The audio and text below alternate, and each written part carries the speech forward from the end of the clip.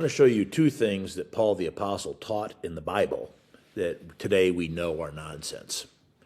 And then I'm going to show you one thing that actually is nonsense, but we still believe it today.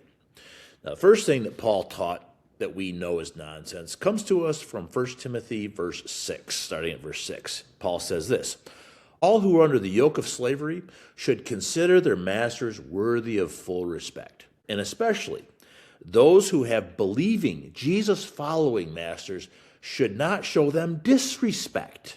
Okay, if you're a slave and you have a Jesus-following master, you should not show them disrespect, especially because they are followers of Jesus, right? See, some slaves evidently thought that if their masters were Jesus followers, well, then maybe he should have slaves, I guess. Go figure. Instead, Paul says, if you are a slave and have a Jesus-following master, you should serve them even better because your masters are dear to you as fellow Jesus followers and are devoted to the welfare of you, their slaves. Now, for a century or more, the Church of Jesus Christ promoted slavery based exactly on this sort of passage from the Bible. The second thing Paul taught that we all know today is nonsense is regarding women. This comes to us from 1 Corinthians 14, starting in verse 34.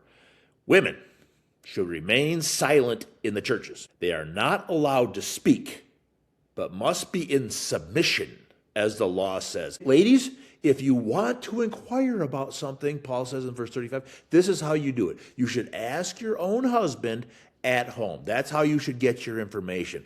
Because this is what Paul says, for it's disgraceful for a woman to speak in church. Now, this passage gives the church the right to tell you women to shut your pie holes, okay?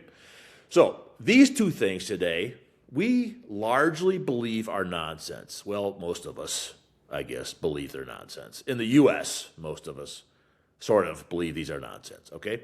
Yet this last one we still hold as true. This is in 1 Corinthians 6, verse 9. Neither the sexually immoral, nor idolaters, nor adulterers, nor men who have sex with men will inherit the kingdom of God. So perhaps we've made some progress on slaves and women, but gays, we still have a problem with you. Why do we do this? I'm going to explore that in more videos.